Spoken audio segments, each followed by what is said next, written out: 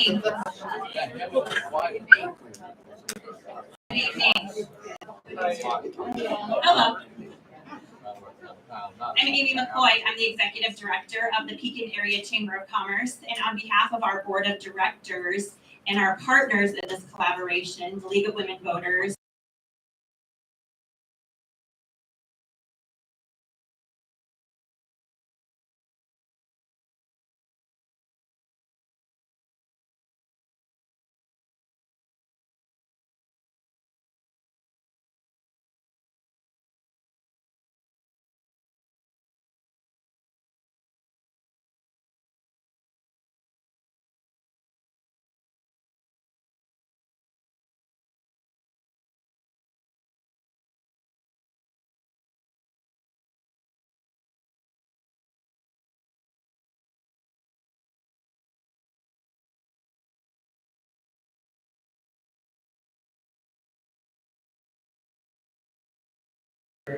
and again, to the candidates and to you for all coming out and taking the time out of your day to hear what the candidates have to say. It's so important.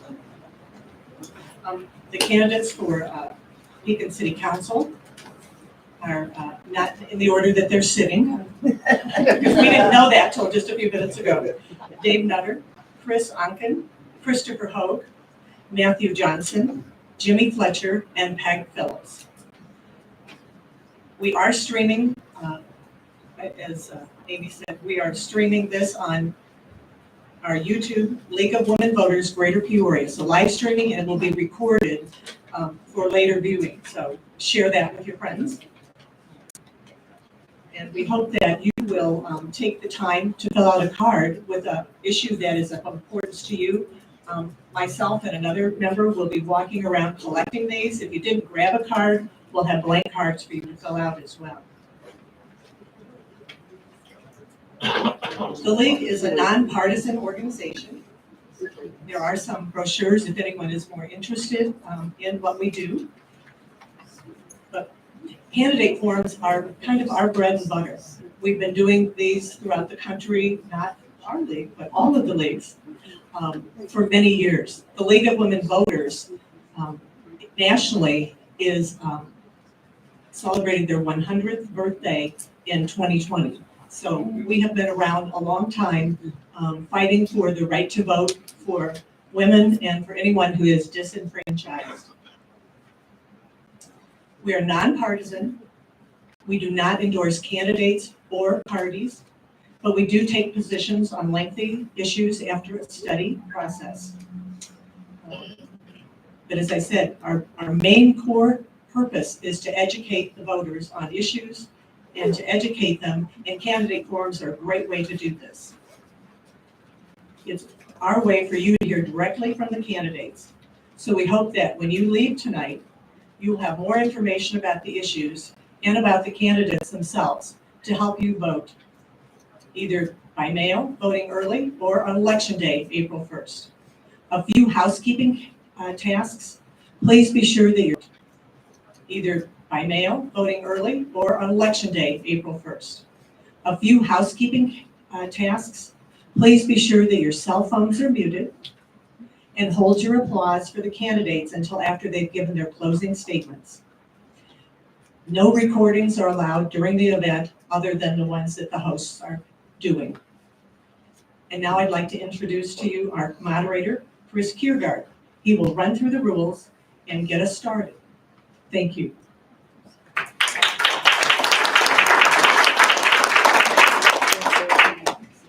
All right. Thank you, Connie. Can everybody hear me all the way out in the back? If you can't, please let me know. And the same for the candidates. We'll remind everybody, if we can't hear you, please choke up on the microphone a little bit. As Connie said, I'm Chris Kiergaard. I am both a board member of the League of Women Voters, as well as the communications director at the Dirksen Congressional Center here in Pekin. And our candidates for city council, the 3 candidates who will be elected out of the 6 who are running, have some fairly awesome shoes to fill.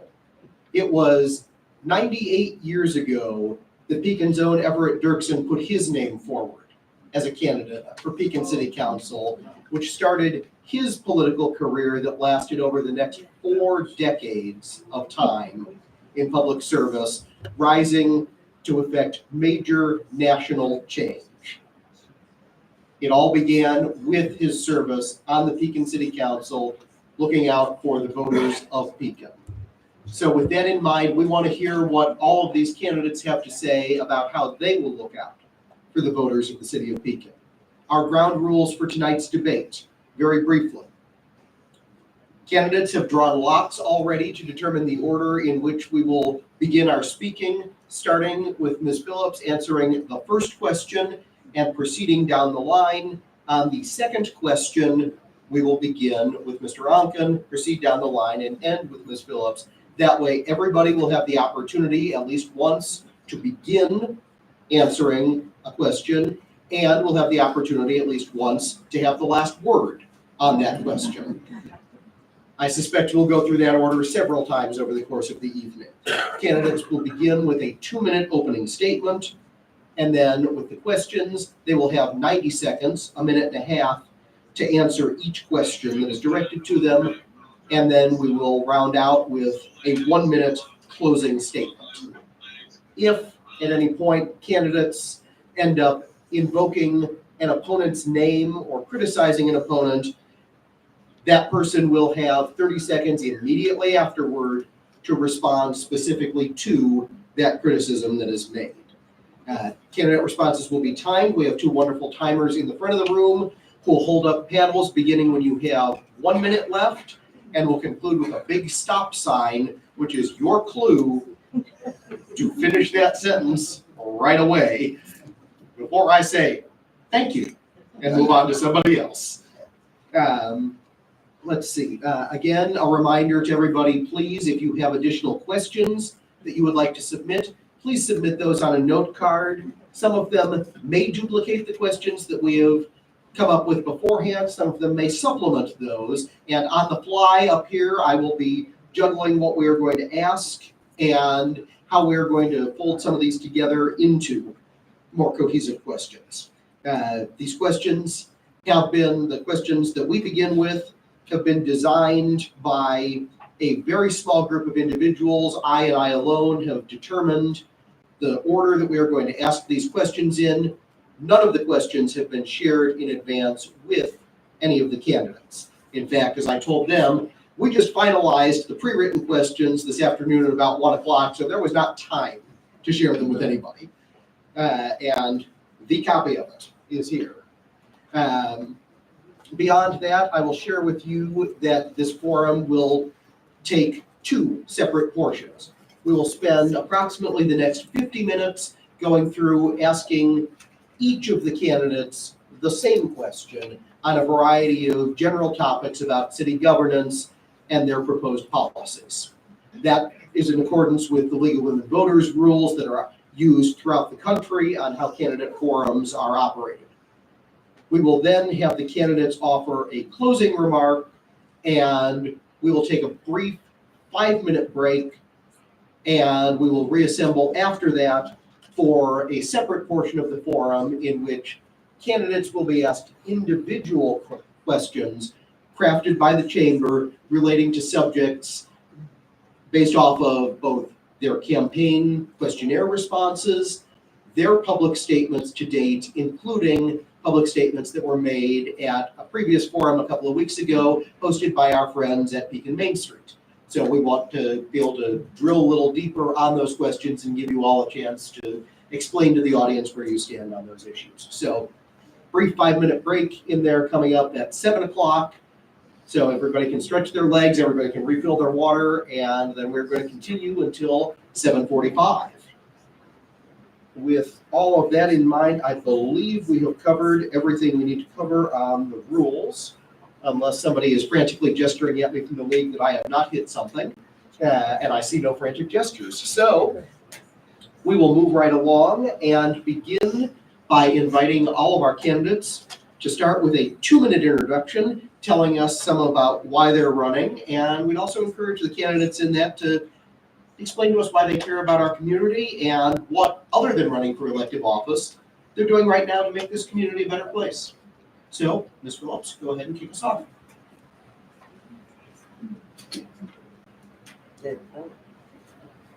Technology. Hello. I want to repeat the thanks to the Chamber, to the League of Women Voters, to the Dirksen Center, and to the Pekin Public Library for hosting this event, and especially all of you for coming out. I had a speech prepared, and when I was getting ready, looking pretty for tonight, somebody said, hey, the issue that people are talking about at other candidate forums is the loss of federal grant money to the states that ends up in our pockets. And the person who gave me the heads up 3 days ago, but I've been busy doing taxes, so I didn't see the message on social media. She said, you'll need to know those numbers. And I didn't have time to research the numbers, but I've been thinking about this very strongly as I've been getting ready. And I want to tell you that I think this is just a sign of the unprecedented times that we are facing. And the choices that we're going to have to make as a city government and as a community in the next few years are unprecedented. We don't know what's coming. And the most important thing is that we work together to find the solutions, because none of us are going to be able to get through this alone. All right, thank you. Mr. Onken. Good evening. Technology. Good evening, everyone. It's kind of too bad we couldn't have this outside, as beautiful as the weather is. My name is Chris Onken. I'm a lifelong Pekin resident. Went to school here. I live in the same house that I grew up in. I was appointed on the council in January. I've seen a lot of good things, a lot of tough choices, but a lot of good things. I see good things in the future for Pekin, and we need to push forward. It's refreshing to see. A lot of you don't see what I've seen with the council, but there are some refreshing things on the horizon for Pekin, and I look forward to continue doing that work. Thank you. Thank you. Mr. Higue. Good evening, everybody. Thank you for coming. My name is Chris Higue. Honored to be here tonight as a council candidate. I've lived in Pekin my whole life, 34 years, and I'm talking with this time. Like many of you, I care deeply about our community and our city. I'm running for city council because I believe in smart, progressive growth. Our city has a lot of potential, but before we can move forward, I feel like we need to take care of what we already have. That means investing in roads, sidewalks, supporting local businesses, attracting new businesses, and making sure city government's working efficiently for its citizens. Pekin deserves leadership that listens, plans, and takes action. I want to be a voice for the people, someone who prioritizes practical solutions over politics, and who fights for the best interests of the community. This election is about the future of Pekin. It's going to be a long 4 years for 3 of us up here. So I'm excited for the opportunity to be a part of this. I look forward to the next discussion and to share my thoughts. I want to thank Amy McCoy and the Chamber, as well as the League of Women's Voters, for hosting this event, or for putting this event on and scheduling, and the library for hosting this event. Thank you. Thank you. Mr. Neto.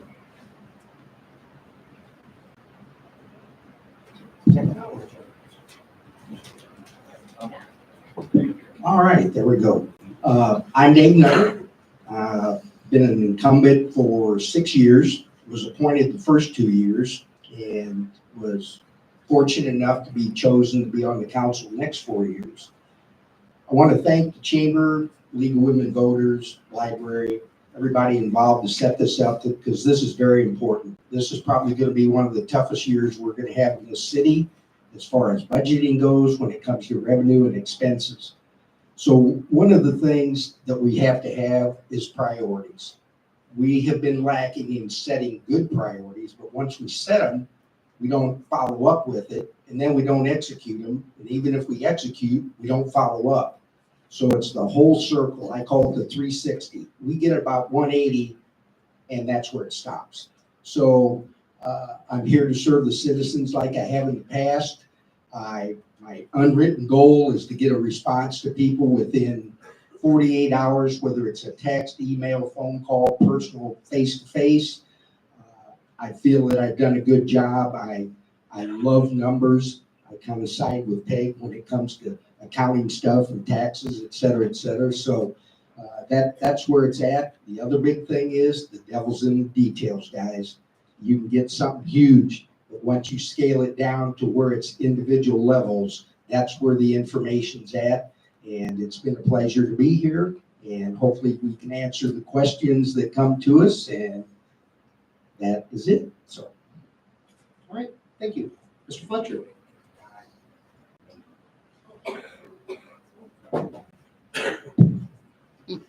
Hello, I want to thank everybody for coming. Thanks for the Women League of Voters and the Chamber for putting this on. My name is Jim Fletcher. Many people know me as Jake Fletcher. I was born and raised in Pekin, went to Pekin High School. I received an associate's degree in business administration from ICC. I married my high school sweetheart, Tammy Conover Fletcher. We have 2 sons, Justin and Jace. We have 4 grandkids, 2 boys and 2 girls. I opened my first business, Pekin Downtown Auto Sales, at 401 North 5th Street in 1989.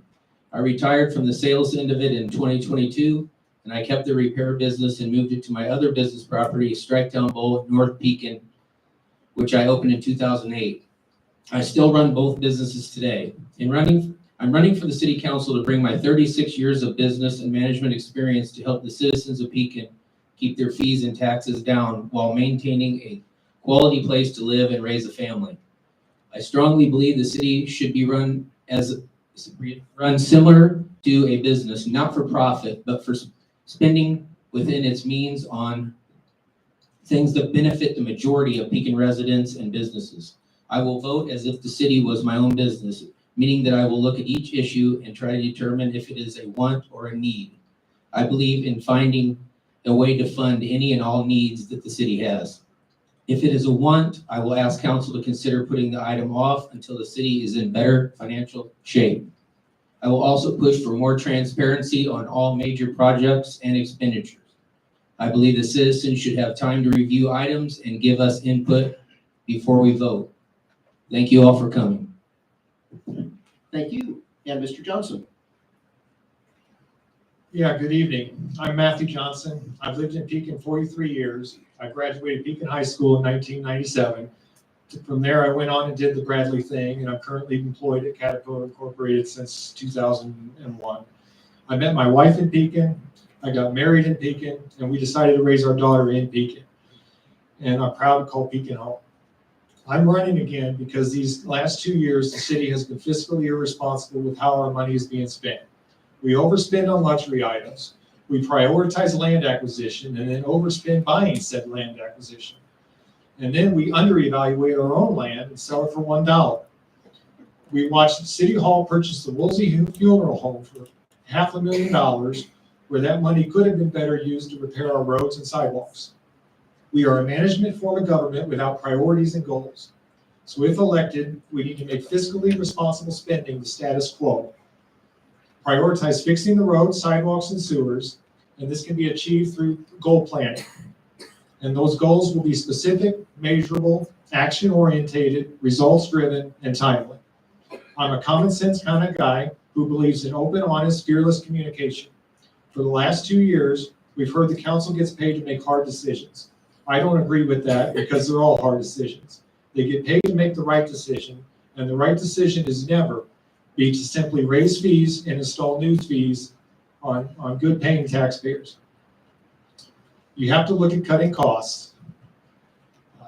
Did we really need a trench burner? No, we didn't. Why are we always buying brand new vehicles? Is the used market that bad? Probably not. The city of Pekin is 200 years old. The city of Pekin will survive, but not at the pace it's going. We're a small community and we need to start acting like one. Thank you. All right, thank you. Thank you all for the opening statements. We're going to begin with our first question, and we start that series off with Mr. Onken. So our first question and this will go to all of you, and we'll work our way through. Our first question is, how would you describe the term business-friendly community, and in what ways is or is not Pekin a business-friendly community? 90 seconds. I would say a business-friendly community is a community that caters to business, looks out after the business, helps in any way. How a business is helped in Pekin, we have the TIF districts where when a business is needing help remodeling, fixing, the city comes in and helps out in that way. And the city, lost for words here for a minute. The city helps in making that business better, making it, build it, and advertise for it. All right, thank you. Mr. Hogue.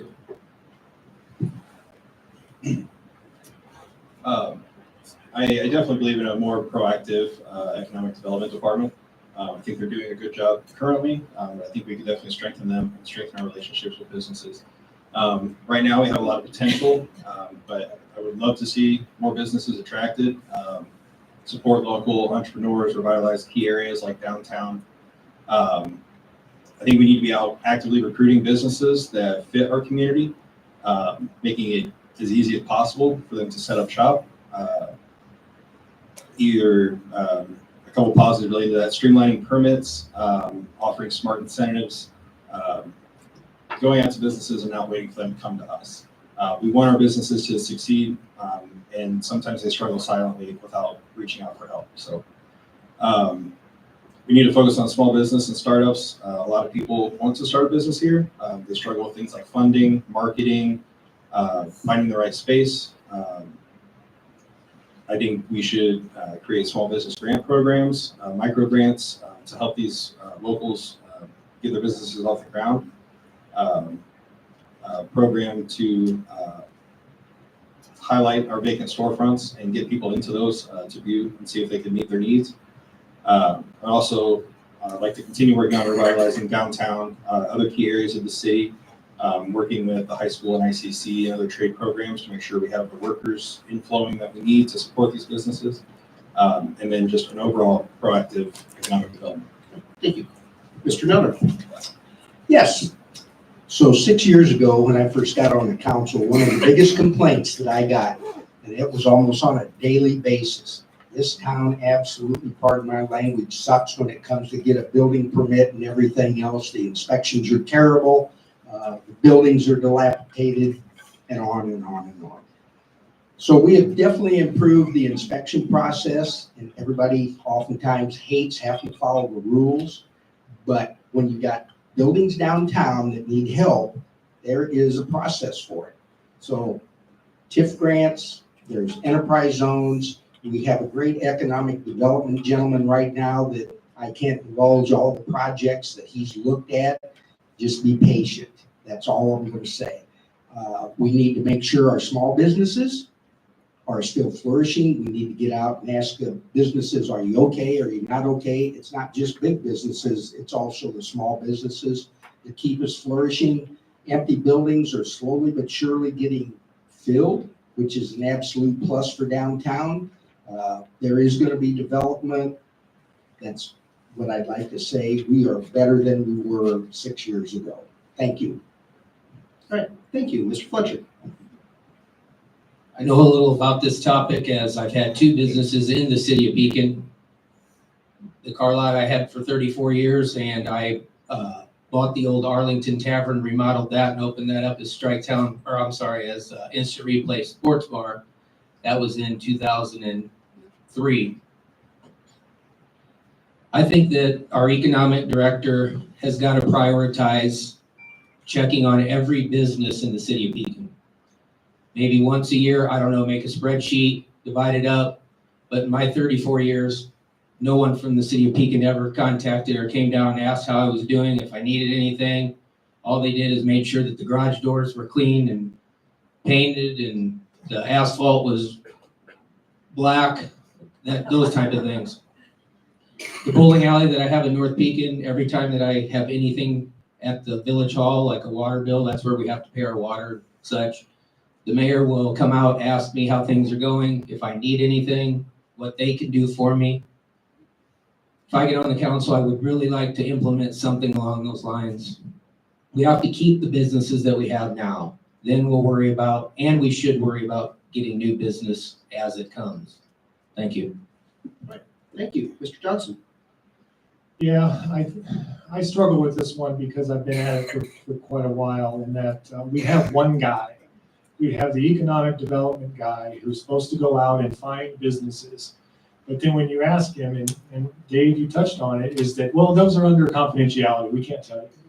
He's like, well, okay, that's fine, but, are you at least trying? I mean, we get nothing out of you that, all we hear is confidentiality. And then out of the blue, this methane plant comes up, and that's a controversial topic, and so then now we got a dispensary, that was a controversial topic, the ones he's going after are rather controversial topics. Let's go after the good ones. Let's go after the manufacturing facilities, the hubs and the gears, machine shops. Let's go find those businesses. I'll say it, let's go get a Chick-fil-A. That's what people want. Let's go out and talk to the community. Ask them what they want. That's how you build a community and build businesses, and then you go kind of. So if elected, I'd like to see this one guy branch out to be more of a team effort.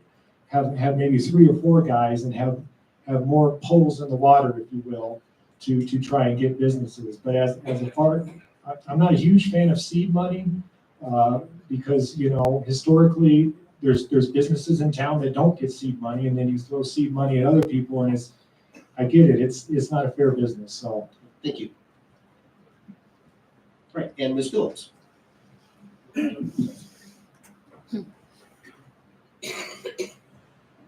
I too know a little bit of something about owning a business in Pekin. I have a family business, Phillips Tax Service, and I've been in charge of it since my mom passed away in 2001. And I know what it's like to grow a business from a small operation to a larger operation. And I know what it's like to pay taxes on real estate. And I have served a lot of small businesses in our community over the decades that I've been a trusted financial advisor for them.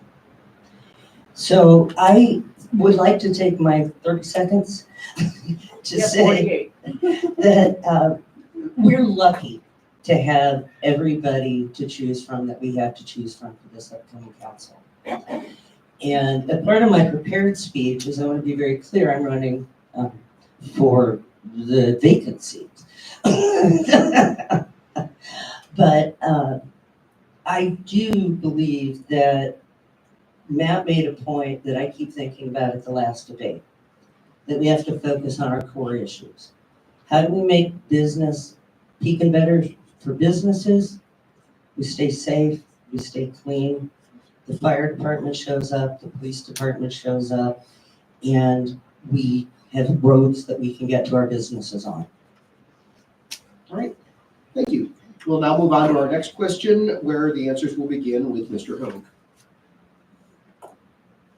And this is a little bit of an optional 2-part question for everybody. So I'll repeat part of this if you need me to put it back out there as we go through the order for everybody.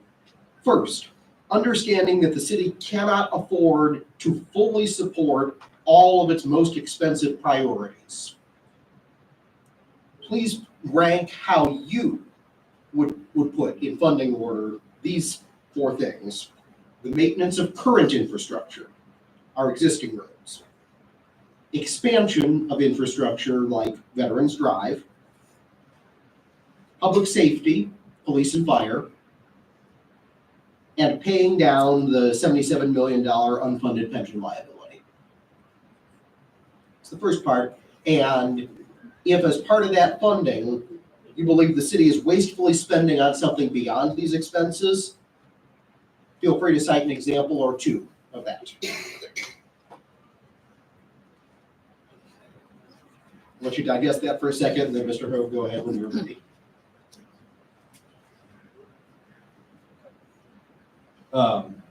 As has been mentioned tonight, I think, it starts by boiling down to our core services, police, fire, garbage, streets. You have to keep those things going. You have to make improvements in those things constantly.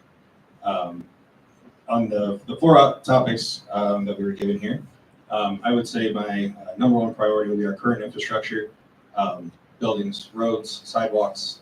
Those are the things that draw businesses. Those are the things that make this a good community to live in.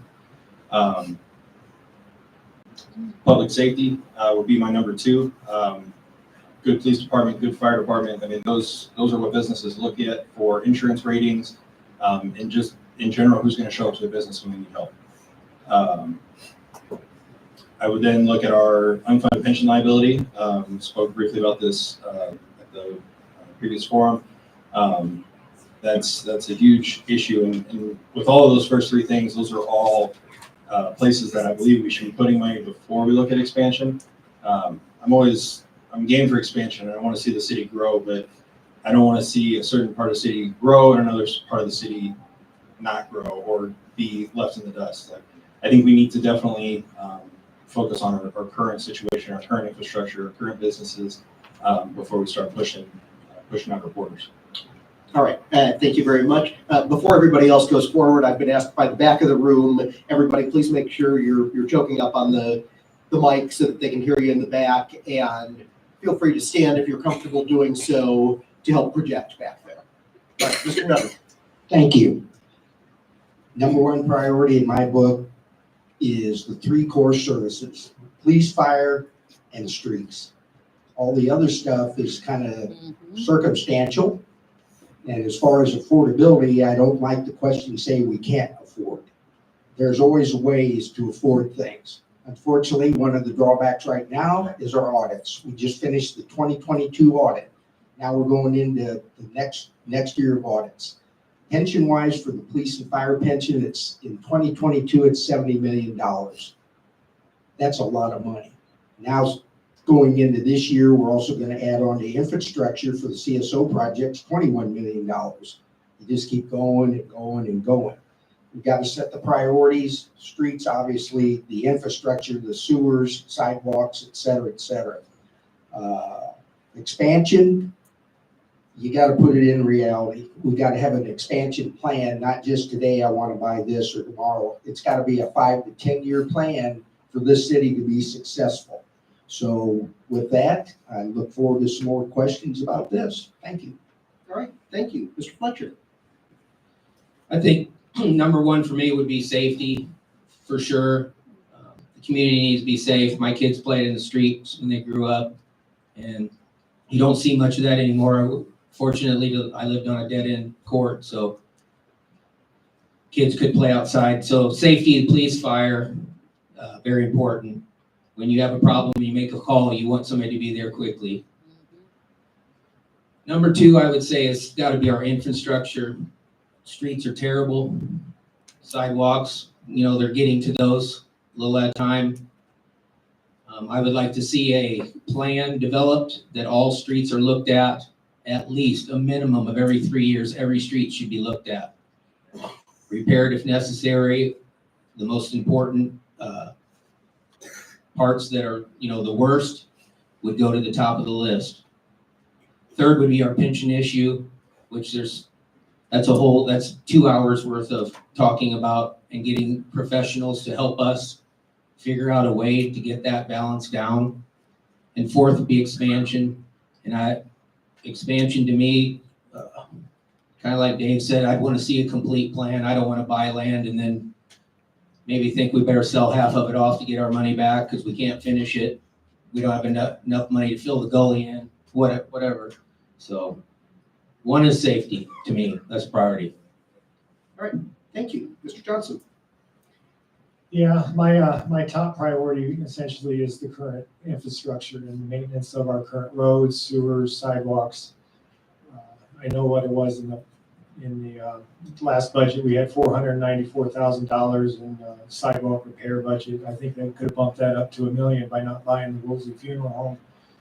we're on a 10-year plan, but there's no reason we can't finish it early and just move on to other things. But, so that's my number one priority. The other one would be, number two would be safety, police, fire. That's kind of important.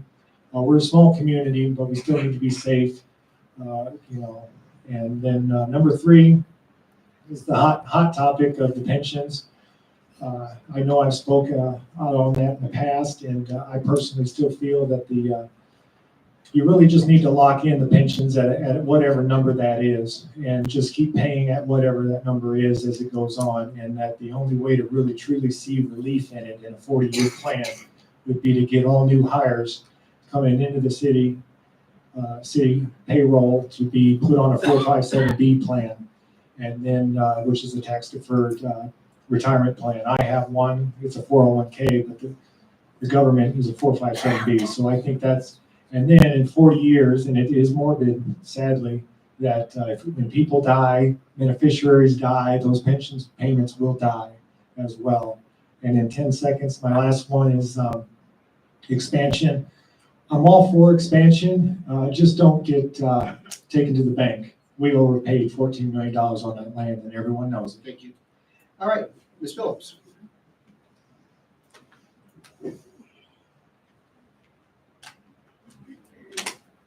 I like the fact that we all agree our first two priorities are safety and infrastructure. And they're not necessarily different topics, because when your infrastructure fails, your safety fails. So we all agree, we want our police, we want our fire, we want our streets, we want things clean, and we want to be safe. We all agree that the unfunded pension is important. And we all agree that if our finances can't support it, expansion may not be our highest priority. But I'd like to point out that the City of Pekin Economic Development Plan was published recently. And a group of people have already spent a significant amount of time looking at what our options are and where we might be able to go from here. So we shouldn't try to recreate the wheel. We should look at what we have already done and build on that, and remember to focus on keeping ourselves safe. And the fire and the police show up when we need them. All right, thank you. Mr. Onken. Thank you. Originally, I had number one as infrastructure, but working with the council already, we are working on that. We have plans in place for that. My number one is public safety. Right now, we have fire stations that are just, I've seen the pictures, they're deplorable. We need to keep the people who keep us safe as well. My third one is the pension. The way to bring down the pension, bring in those businesses, use the taxes from those new businesses to fund our pensions. And then fourth is expansion.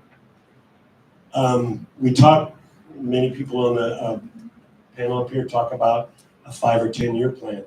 East Peoria had a 50-year plan. I think we need to look ahead more than just 5 or 10 years. Let's see what we can do moving towards that. Thank you. All right, thank you. Moving on to our next question, starting with Mr. Nutter.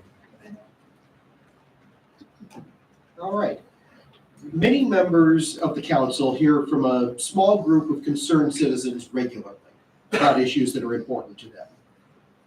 If elected or re-elected, how will you ensure that the input you receive from the public is representative of and in the best interest of the entire community? In other words, outreach. In addition to listening when someone contacts you, what will you do proactively to improve outreach to your constituents across the city?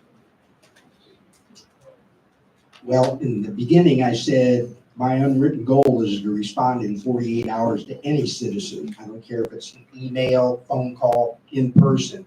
And I would say I've done that. I've also learned over the 6 years, there are certain people in the city that will blow my phone up, or blow my email up forever. There are some good points in those contacts and those information, but I will respond. I might disagree, I might agree, and then again, never agree with it. So, but I will give them the feedback and I will tell them why I don't agree with them, or tell them why I agree. There's a lot of questions on information that they're looking for, and there's concerned citizens. Don't hesitate to ask. And if I don't know, I'm going to tell you, I have no idea, but I'll find out and I'll get back with you. So it's important. That's one of the issues that we have, communication, two-way communication, not one way. It's got to go both ways. And we need to communicate better through our website, our Facebook pages, et cetera, et cetera. So it's vital to respond, no matter if it's a dumb question. So you've got to give the feedback. So. All right, thank you. Mr. Fletcher.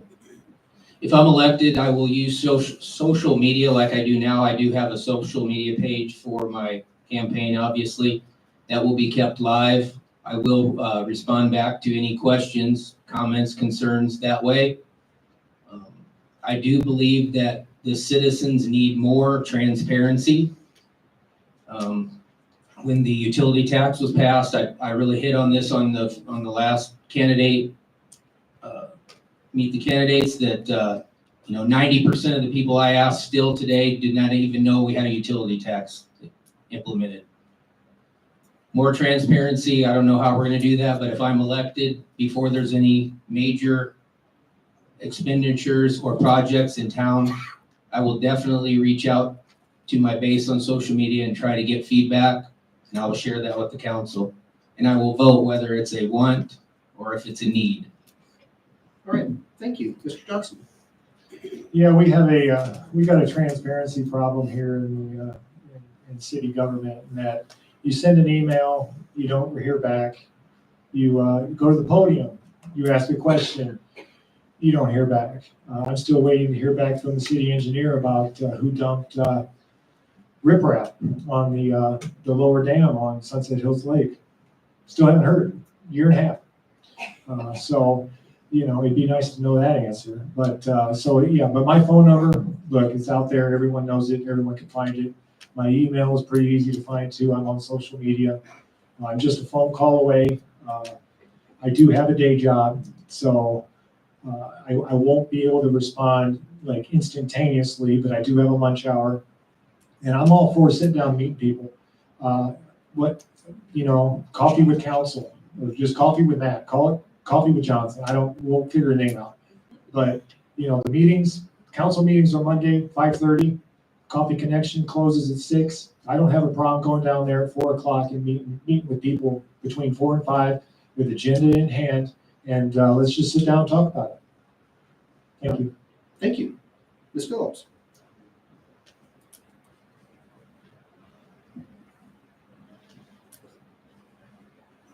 Like Matt, I have a day job. And sometimes it's a night job. I will say that personally, I'm very, very good at responding to emails at 1 a.m. So I will invite everyone to communicate with me in that way. After tax season, I am also willing to do something like Matt said about, you want to have a regular meeting with my most trusted advisors. There's someone in the audience right now who knows who she is, who never fails to tell me when she thinks I'm wrong. So I'm going to make her the chair of the meeting. But I do think, I'd love to do it with Matt, so we could have this great conversation. But I think it's wrong for the majority of a quorum of the council to meet together. And I think that's 3 is the majority of the quorum. Two's the majority. 2 is the majority of the quorum. So you can't talk to another council member unless it's public. And I would love to see ways for us to get people to want to know what's going on.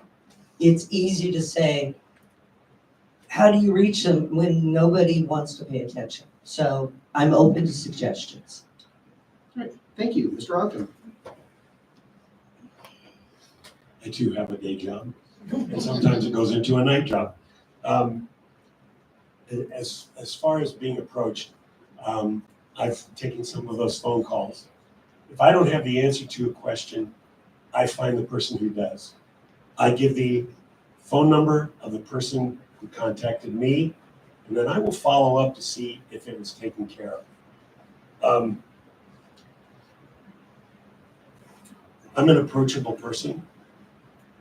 If you come up to me, I will smile. What's on your mind? What do you need? And I will find the answer for you. I may not have the answer. Nobody has all of the answers. If they did, I'd like to meet them. But there is somebody who has that answer, and I will find that person, and I will make sure that you get the answer that you need. Thank you. Thank you. And Mr. Hogue? I think like everyone else said, it's our job to be open to comments and criticisms alike. We get a council agenda on Friday. I think our job is to spend that weekend reaching out to the people we need to reach out to, fielding questions about that agenda. That way, when Monday night comes, we have a good idea of the way constituents are leaning, if we can get a good enough base. Another idea that I've had, kind of thing out of my approachability. I mean, as a council member, you're always approachable. That's your job. But I think something that a city could implement would be a PIO officer. It's something we've had in the past through the police department. And I believe, I know it kind of sounds like adding a position, but I truly believe it would be an investment in transparency, communication, and public trust, having that person be able to put out road work, code enforcement updates, public safety alerts, community projects. Everybody's always on Facebook. What are the cops doing? Why are there so many people over here? Or, hey, is there fire over here? Like, we need to get better at getting that information out, as well as our day-to-day operations. I think that would be a good position for someone to do 40 hours a week. Go around the different departments, see what's going on there, and pass that on information on to the public. Because that's what we're doing. It's a two-way street. As much as we should be taking information in, we should be pumping twice as much information back out. So. All right. Next question, and beginning with Mr. Fletcher. What is your vision for investing in Pekin's downtown, and should that be a city priority?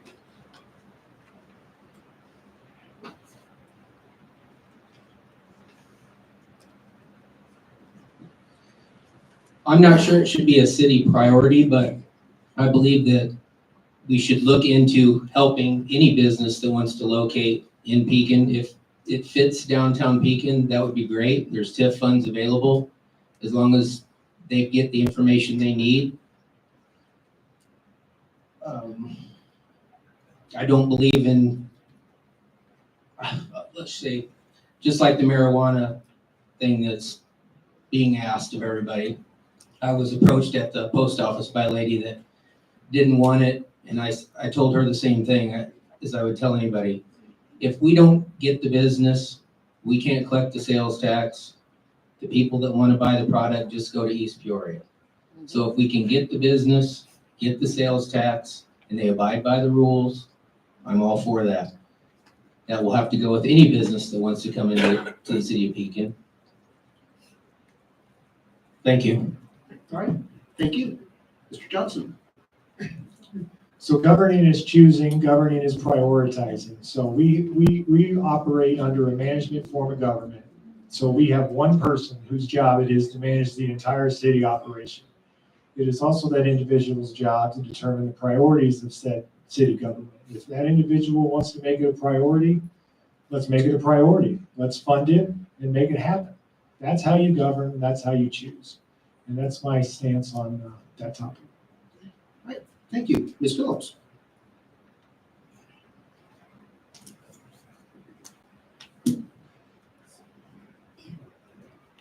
Historic downtown Pekin. Our courthouse is amazing. And we have had some beautiful things that we've lost because of neglect of the infrastructure, essentially. And that's a historical problem. I have to admit, I like downtown better now without the Pekin Times building. It's much sunnier. So, but to answer the issue is when we choose what our priorities are, what can we do to incentivize that area without going into the real estate business? And that's something that we need to look at with the economic development team and people who are experts in how to get these things done. All right, thank you. Mr. Onken. Thank you. The other day, I was at the Coffee Connection and I ran into Terry Gambaggi and we were talking. At one point, there were 33 empty buildings in downtown. There are now 11. Businesses will come to downtown. We have the TIF districts that will help incentivize those businesses coming in. We have Whiskey Taco. Whiskey Taco was started by a couple of students in the culinary department at the high school. We need to listen to the people who are interested in those, in bringing a business downtown. Downtown is beautiful. I mean, I enjoy walking when I get a chance to. The dispensary, not only is the dispensary coming in, the gentleman in charge, Tom Harris, I think that's his last name, Tom Harris, has said that there's a room for 3 more businesses there. So we can get the businesses to come downtown and beautify our downtown even more. All right, thank you. Mr. Hogue. I think downtown is definitely one of the priorities, and it has been for a long time. We have Pekin Main Street. They do a great job. Local business owners, helping local business owners is what that organization's about. And they operate well together. The dispensary that's been mentioned obviously has been a big issue, or a big topic, not an issue. I'm fully in favor of the dispensary coming to town, a second dispensary. But it's businesses like a dispensary that are going to bring in foot traffic for these other businesses. So, state statute, that dispensary can stay open from 8 to 10. We have restaurants that don't stay open until 10 o'clock. So if the foot traffic is there, we can bolster these other businesses. So the more we can fill those buildings, the more we're helping people that are already here. And where the dispensary is going, that building was vacated because of the cost it was going to take to make it what it needed to be. And now we have someone willing to come in and invest the money and make that building up to code and make it useful. It's sitting empty otherwise. So yeah, downtown is definitely a priority. And there's TIF money available, CBG money available, but mostly there's just a great community down there that's welcoming. They're more than happy to help other businesses get going, get what they need, and get that cross business going. All right, thank you. And Mr. Nutter. Well, back to the original question, is it a city priority? As being a council member, I'm going to say no, it's not a high priority, but it is a high priority because that group, Downtown Main Street, in conjunction with the chamber and a lot of other organizations, has filled buildings. They've been promoting the buildings. Are all of them successful? No, but they're still promoting it. They're still filling them. As far as the money goes, that money in a lot of cases that happens downtown is TIF money. It's also a lot of private individuals' investments in that property also. So to say it's a priority, it's not a top priority, but it's a priority to make downtown look good. Right now, if you go into 300 block, 200 block, it's an empty space, but we got something coming. It's the Justice Center. There's other things that are in the works that we've got to fill the buildings, but we have to also make it look nice. I'm going to give a shout out to Pekin Main Street. When they started, they had almost nothing, but they keep building the camaraderie, and their bank account is getting better. So that allows more funds, allows more events. Events bring people. People bring money. They spend it downtown. So we have to have businesses downtown that people that come in will spend the money, and guess where it goes? It goes back into the city coffers. So kudos to what they do. Hope they keep expanding because it is a big positive for this city. Thank you. All right, thank you. we have now reached the point where we are almost at the halfway for the forum. We are going to have each of you sum up at the conclusion of this first half of the forum with a closing statement as to why voters should vote for you in the election. After those 1-minute statements, we are going to take our break. The League of Women Voters portion of the forum will conclude and we'll resume at about 7 minutes after 7 with the individual questions to the candidates. Mr. Johnson, if you would kick us off with the closings here. Yeah, thank you for coming. Look, I'm gonna be honest because that is what people deserve to hear. This election, it's about the balance of power. A year ago, through the appointment process, the Power Four was created. With 4 votes, we were censored. With 4 votes, we were given a 5% utility tax. With 4 votes, we wasted money on hundreds of thousands of dollars on luxury items. With 4 votes, they can pass almost anything, do almost anything. 2 years ago, I was the council candidate we deserved, but probably didn't need at the time. This cycle, I'm still the council candidate we deserve, but I'm more the council candidate we need right now. We need to shift the balance of power and start defending our tax dollars, and we defend them by making fiscal responsible spending the status quo. We are a small community. It's time we start acting like one. So if you believe in me, I'm asking you for your support, and we can shift the balance. Thank you for coming. Thank you. Ms. Phillips.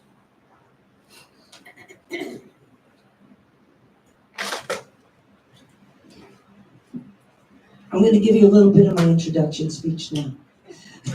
So when I graduated from the University of Illinois with my BS in accountancy, one of the things that I did was when all my colleagues, future colleagues, were taking advanced taxation for corporations, I was taking governmental and nonprofit accounting classes because I've always been interested in how this works. After college, I worked for Arthur Andersen as an auditor, where my specialty was government and nonprofits. I have the experience to understand what we're looking at. I have served as a trustee in numerous capacities, and I hope that you will find that I'm someone you want representing you on the coming choices we're going to be making. Thank you. Mr. Onken.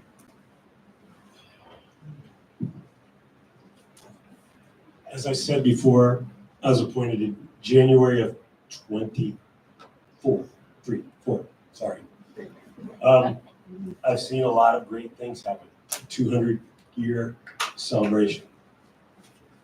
I've gone through some tough changes. Yes, we raised fees. They've been frozen for 5 years. We were in a tough spot. Nobody wanted the fees raised, but in order to get things done, we had to. I hope you see the things that we have done now and make your choices with that. Like I said, I see good things. I see good things to come, and I'd like to be part of that as we go forward. Thank you. Thank you. Mr. Hogue. Thank you again, everybody, for being here.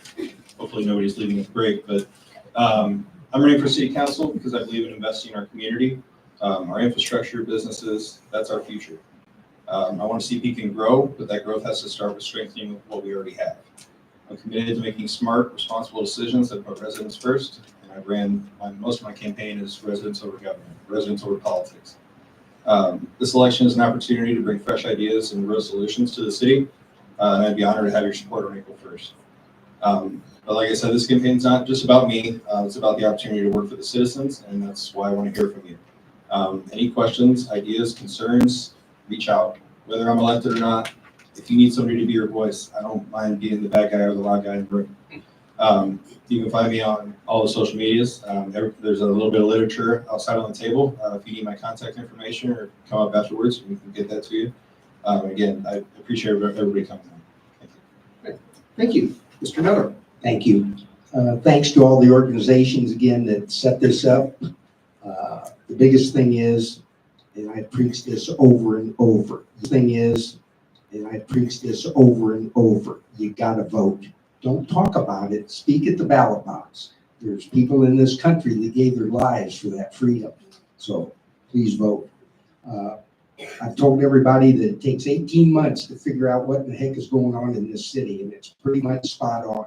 Took me 18 months to even figure out where some people even worked and what they did. So to the candidates, I just want to forewarn you, it is a long learning process. I do the research.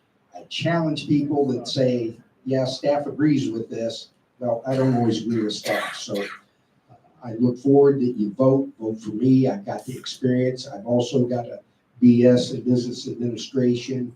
I've worked corporately.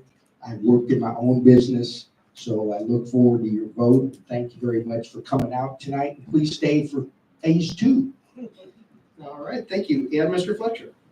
Thanks, everybody, for coming. I'll be honest with you, I did not plan on running for the city council at all. I think my family would rather me not.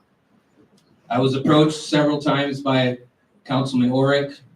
He knows me personally for over 20 years, thought I would be good to run.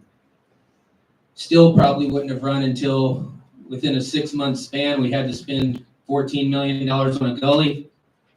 We had a 5% utility tax shoved down our throat, and we had a garbage fee all within 6 months. Probably would not have ran if it wouldn't happen for that. So I'm running to try to curb that mentality. And also, I agree what Chris said about we had to do it, we have to have this money. But my question would have been first, what did we cut? I want something cut. I want the department heads to come to me and say, this can be cut. How much can it be cut? Before you talk about raising anything at all for our residents. I have in-laws and my parents that are on fixed incomes, and that's why I'm running. Thank you. All right, thank you all very much. I also hope that folks will stay around for the second half. If you do not, again, remember, early voting is open now. The election occurs on April 1st. And with that, we will take a break. We will resume in our regular order in just a couple of moments, and we will have individual questions for each of the candidates. Thank you all to the League of Women Voters, Pekin Area Chamber of Commerce, the Dirksen Congressional Center, and the Pekin Public Library for assisting us for the first half. And we'll be back.